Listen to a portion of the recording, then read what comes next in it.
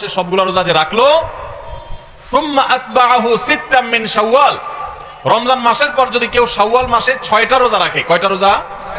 6টা রোজা রাখে। কোন মাসে? শাওয়াল মাসে, যে মাসটা চলছে। তাহলে কি হবে? কানা কাসিয়ামিদ দাহর, তাহলে সে সারা বছর রোজা রাখার সওয়াব পাবে।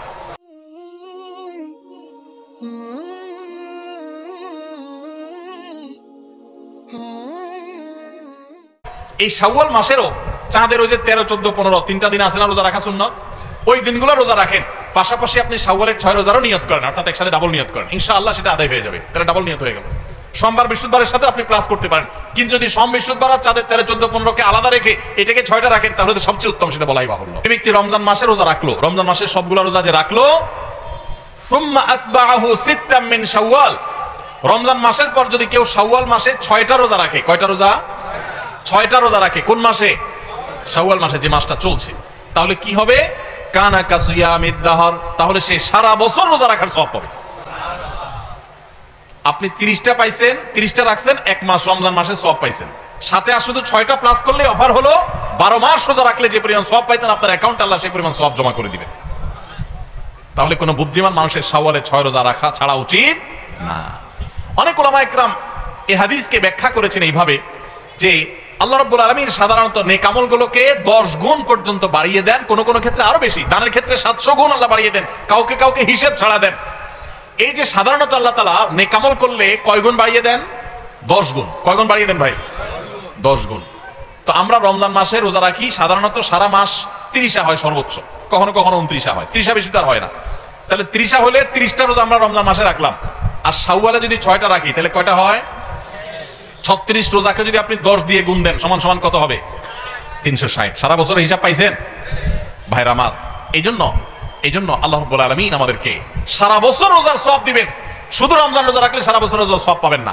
রমজানে 30টা রাখতে পারছেন, সাথে আর শুধুমাত্র 6টা যদি প্লাস করতে পারেন এই মাসে, শাওয়াল মাসে, তাহলে এই 6টার কারণে ওই 30টা আর 6টা সব মিলিয়ে আপনি সারা বছর রোজার সওয়াব পেয়ে যাবেন ইনশাআল্লাহ। চেষ্টা করা যাবে না ইনশাআল্লাহ? আল্লাহ আমাদের সবাইকে তৌফিক দান করুন। এই শাওয়ালের 6 রোজা নিয়ে আমাদের মা বোনদের একটা কমন প্রশ্ন আছে, অনেক ভাইদেরও কমন প্রশ্ন আছে। সেটা হলো যে কারোর যদি ভাঙতি রোজা থাকে, কাজা রোজা থাকে, যে গত রমজানে আপনি হয়তো অসুস্থতার কারণে 2টা রোজা রাখতে পারেন না, 4টা রোজা ভাঙা পড়ছে, কোন মা বোন মাসিকের কারণে তার কয়টা রোজা, 7টা 8টা রোজা বা 10টা রোজা 5টা রোজা তার ভাঙতি পড়ছে, এই রোজাগুলো তিনি আগে রাখবেন নাকি শাওয়ালের 6 রোজা আগে রাখবেন? এটা হলো প্রশ্ন। এই প্রশ্নের উত্তর হলো অবশ্যই রমজানের রোজাগুলো আগে রেখে তারপরে শাওয়ালের 6 রোজা রাখতে পারলে বেশি উত্তম। কারণ নবী সাল্লাল্লাহু আলাইহি ওয়াসাল্লামের হাদিসে আমরা দেখি তিনি বলেছেন, যে ব্যক্তি রমজানের রোজা রাখলো এরপরে শাওয়ালের 6 রোজা রাখলো, তার জন্য ফজিলত হলো সারা বছর রোজা সওয়াব। তাহলে আগে রমজানের গুলো শেষ করে তারপরে শাওয়ালের 6 রোজা রাখতে পারলে বেশি ভালো। কিন্তু যদি কোনো মা বোন বা কোনো ভাই তার মনে হয় যে না, ভাঙতি রোজাগুলো রেখে তারপরে আবার শাওয়ালের 6 রোজা রাখা আমার জন্য কঠিন হবে, গড়ে 10-15টা রোজা রাখতে 1 মাসে আমার জন্য চাপ হয়ে যাবে, তাহলে যে কোনো একটা অপশন যদি বেছে নিতে হয়, তাহলে আমি বলবো অবশ্যই আপনি শাওয়ালের 6 রোজা, যেহেতু শাওয়ালের পরে আর প্রযোজ্য হবে না, এর সব শাওয়ালের পরে আর পাবেন না, এজন্য শাওয়ালের গুলো আগে রেখে ফেলেন এবং কাজাগুলো যদি পরে রাখেন, ইনশাআল্লাহ আপনি পরিপূর্ণ সওয়াব পেয়ে যাবেন। তবে আগে যদি রমজানগুলো শেষ করতে পারেন সেটা বেশি উত্তম, সেটা বলাই বাহুল্য। তাহলে শাওয়ালের 6 রোজা রাখবো তো ইনশাআল্লাহ। আপনার যেদিন সুবিধা হয় সেদিন রাখেন, এক নাগাড়ে রাখা জরুরি না। শাওয়ালের 6 রোজা রাখা, এটা নিয়ম হলো সারা মাসের ভিতর রাখলেই হবে, শাওয়াল মাস শেষ আর হবে না, শাওয়ালের ভিতরে 6টা রোজা রাখি শেষ করতে হবে। এই জন্য আপনি ধারাবাহিক টানা রাখতে হবে এমন কোনো কথা নেই। আপনি আজকে একটা রাখেন, আবার 5 দিন গ্যাপ দিয়ে একটা রাখেন, আপনার একটু কাজের চাপ যেদিন কম সেদিন রাখেন, আপনার যেদিন সুবিধা হয় সেদিন রাখেন, বদলের দিন ধরে ধরে ধরে রাখেন, তাহলে আপনি যে কোনোভাবে 6টা রোজা রাখলেই হবে। সবাই চেষ্টা করবো না ইনশাআল্লাহ? আল্লাহ আমাদের সবাইকে আমলের তৌফিক দান করুন। ভাইরা আমার, তাহলে রমজানের আমলের চেষ্টা, রমজানের ইবাদত, রমজানের নামাজ, রমজানের রোজা, রমজানের তিলাওয়াত, রমজানের দান সাদকা, এগুলো শুধু রমজানেই সীমাবদ্ধ নাকি রমজানের পরেও করা লাগবে? লাগবে কি লাগবে না? অতএব মসজিদে রমজানের পরে যেতে হবে কি হবে না? সবাই যাবো তো ইনশাআল্লাহ? আল্লাহর ঘরের দিকে যাবো তো ইনশাআল্লাহ? আপনার আল্লাহর কোনো ঠেকা নাই ভাই। দেখতে দেখতে জীবনটা শেষ হয়ে যাবে, মালাকুল মউত হাজির হবে, চলে যেতে হবে, আপনি নিজের আমল নিয়ে যাবেন, আপনার কল্যাণ হবে। সবাই করবো তো ইনশাআল্লাহ? আল্লাহ আমাদের সবাইকে আমলের তৌফিক দান করুন। ভাইরা আমার, রমজানে আমরা যে নেক আমল করছি টুকটাক, 30টা রোজা রাখছেন বেশিরভাগ মানুষ মাশাআল্লাহ, তারাবি নামাজ পড়ছেন, কোরআনে কারিম একটু একটু করে যতটুক পারছেন, কেউ 1 খতম, কেউ 2 খতম, যে যতটুক পারছেন, কেউ 1 খতম না পারলে যতটুক পারছেন তেলাওয়াত করছেন, আলহামদুলিল্লাহ। অনেকে দান সাদকা করছেন, সবে কদর ইবাদতের জন্য চেষ্টা করছেন। এই যে রমজানে আমলের চেষ্টা আমরা করেছি, এই আমলগুলো আল্লাহর কাছে কবুল হয়েছে কি হয় নাই, এটা বুঝার একটা উপায় আছে, আলামত আছে, নিশ্চিত কোনো উপায় নাই। কারণ আমল কবুল করা না করা কার এখতিয়ার? আল্লাহর এখতিয়ার। শতভাগ পারফেক্টনেস আপনি এনেছেন আপনার কাছে মনে হচ্ছে, তারপর কোনো ত্রুটি থাকতে পারে যেটা কারণে আল্লাহ তাআলা বললেন না আমি তোমারটা অ্যাকসেপ্ট করলাম না, সেই এখতিয়ার আল্লাহর আছে।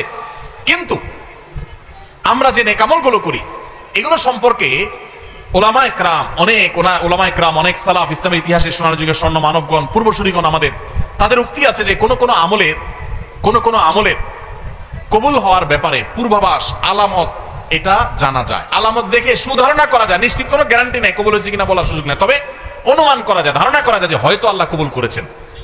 তাহলে রমজানে আমাদের আমল ইবাদত কবুল হয়েছে কি হয় নাই সেটা বোঝার যে আলামতটা, সেটাকে বলে দিব আপনাদেরকে। তাহলে একটু মাপে নিলেন যে আপনার আমলটা কবুল হলো কি হলো না, চেষ্টা করলেন, উৎসাহিত হলেন, অনুপ্রাণিত হলেন। বলবো আমি সেটা ভাইরা আমার, সেটা হলো, সেই আলামতটা হলো রমজানে যে আমলগুলো করেছেন, শুধু রমজানের জন্য এটা কথা না, সারা বছরের জন্য প্রযোজ্য। কোনো আমল করার পর সে আমলটা যদি আপনি ধারাবাহিকভাবে করতে পারেন, কন্টিনিউয়াসলি করতে পারেন, বারবার করতে পারেন, একাধিকবার করতে পারেন, ওইটার ধারা যদি ধরে রাখতে পারেন, তাহলে আপনি আল্লাহর ব্যাপারে সুধারণা করতে পারেন আল্লাহ আপনার আগেরটা কবুল করেছেন, এই জন্য পরে আবার করার তৌফিক দিয়েছেন। আল্লাহর কাছে আমল এবং ইবাদতে কবুলের একটা ছোট্ট আলামত এটা, যে আল্লাহ তাআলা রমজানে আপনি ফরজ রোজা রেখেছেন, রমজানের পরে শাওয়ালে 6 রোজা রাখার তৌফিক হয়েছে, সোমবার বৃহস্পতিবার রোজা মাঝে মাঝে রাখার তৌফিক হয়, চাঁদের 13, 14, 15 রোজা রাখার তৌফিক হয়, মাশাআল্লাহ। তাহলে আপনি সুধারণা করতে পারেন আমার রমজান রোজা আল্লাহ কবুল করেছেন, সম্ভবত নিশ্চিত না, হয়তো আল্লাহ কবুল করেছেন, সেজন্য আমাকে ওইটা আবার নতুন করে করার তৌফিক দিয়েছেন। রমজানে আপনি তারাবির নামাজ পড়েছেন, রমজানের বাইরে 5 ওয়াক্ত নামাজ ধরে রাখছেন, তাহাজ্জুদ মাঝে মধ্যে পড়ার চেষ্টা করেন, হিম্মত করেন, নিয়ত করেন, সুধারণা করতে পারেন আল্লাহ হয়তো আমার রমজানটা কবুল করেছেন। কারণ আল্লাহর পদ্ধতি হলো কোন আমল করার পর বান্দা সে আমলটা যদি আল্লাহ অ্যাকসেপ্ট করেন, ওই আমলটা বান্দাকে নিয়মিত করার সুযোগ দেন, তৌফিক দেন। এটা দেখে আন্দাজ করা যায় যে হয়তো আল্লাহ তাআলা আমল কবুল করেছেন। আর রমজানের আমল রমজানের শেষ একেবারে প্যাক করে ফেলছেন, আর আমলের ধারে কাছে যান নাই, তাহলে লক্ষণ খারাপ। আপনার আমল কবুল হয়েছে কিনা গ্যারান্টি কেউ দিতে পারবে না, হয়তো কবুল হয়ে গেছে, কিন্তু এখানে লক্ষণ খারাপ, আপনার টেনশনের কারণ আছে যে আমি কেন আর আমলগুলো করতে পারছি না, তাহলে কি আমার আমলগুলো আল্লাহ কবুল করেন নাই? ভাইরা আমার, এটাকে আমি একটা উপমার সাথে দিয়ে একটু বোঝানোর চেষ্টা করি। উপমাটা হলো হালখাতা। আপনাদের এলাকায় হালখাতা আসেনি? এখন আগের মতো এত ব্যাপক হালখাতা সিস্টেম নাই। আমরা আমাদের শৈশবে দেখছি প্রত্যেক দোকানে দোকানে হালখাতা আছিল। তো হালখাতার সিস্টেম হলো যে বছরে একদিন হালখাতা হয়, সাধারণত পয়লা বৈশাখে হালখাতা হতো। এখন হালখাতা না, এখন পান্তা ইলিশ। হালখাতার জায়গা দখল করে ফেলছে কিসে? পান্তা ইলিশে। হালখাতা ছিল গ্রাম বাংলার ঐতিহ্য, সেটা চলে যায় ওই জায়গায় ঢুকছে কি? পান্তা ইলিশ। যাই হোক, তো হালখাতার সিস্টেম হলো সারা বছর যা বাকি খাইছেন এই সব টাকা হালখাতার দিন পরিশোধ করে একদম আপনার হিসাব ক্লিন করবেন।